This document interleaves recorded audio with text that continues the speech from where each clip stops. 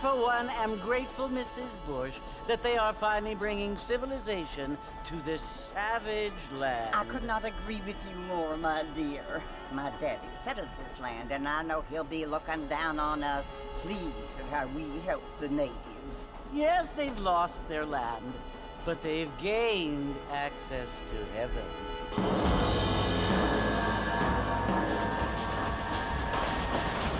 But Father, do you mean unless an innocent receives communion, they're destined to go to hell? It hardly seems fair. What I mean to say, Jenny, is that there is a great deal of difference between an innocent and a savage. I never thought of it that way. Yes, they lived like animals, but they're happier now.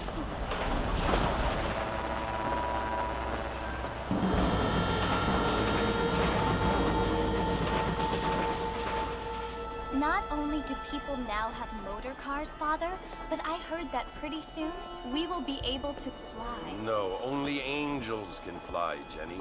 No, apparently people can fly. Didn't you hear? Out in Kansas, a man even got a car to fly. I hardly think so, Jenny.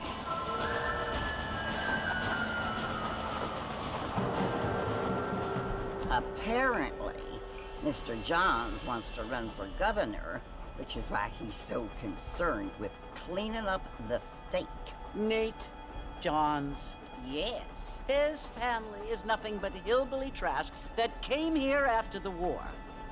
I don't want to be judgmental, but this state should not be ruled by such a disgusting family.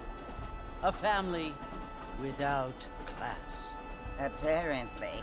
The Johns family have made a lot of money, and he has a lot of friends in politics.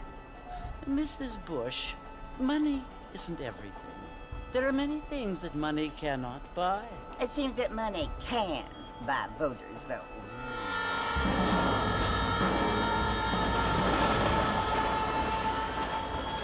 What you must remember, my dear, is that we have been brought here to spread the word.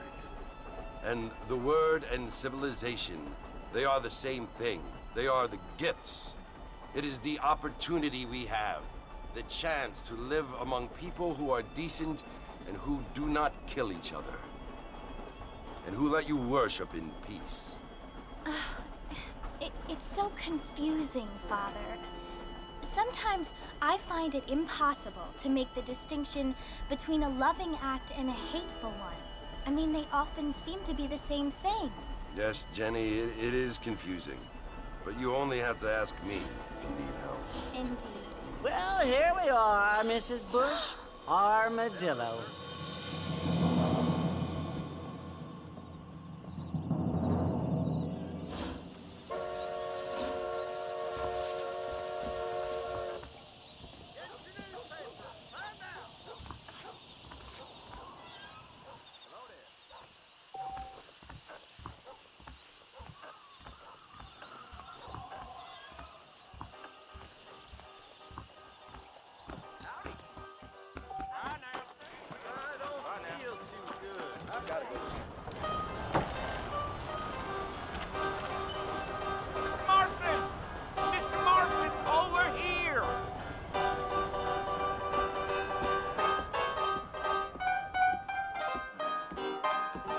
You must be John Marston.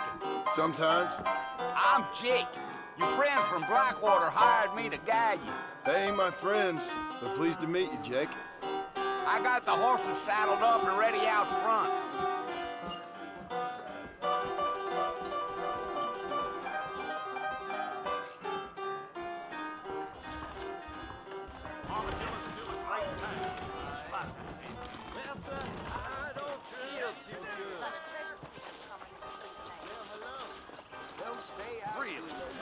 You ain't gonna find sturdier horses than these in all of New Orleans. We live in times of great change.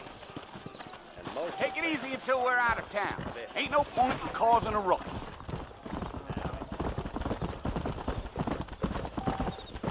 Whoa!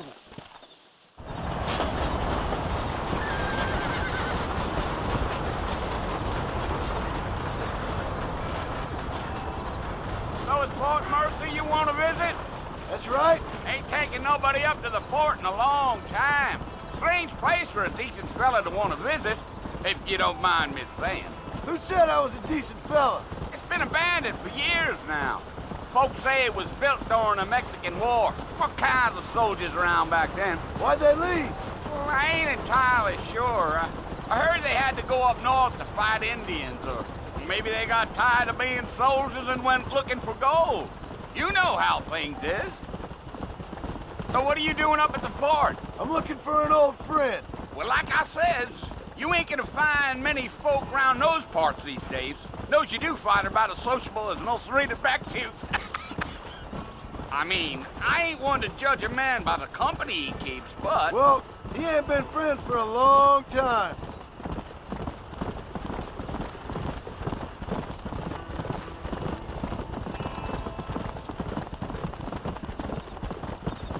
Are you planning on spending any time in Armadillo, Mr. Marston? I doubt it. I ain't planning on staying very long. Well, if you're fixing for some female company, you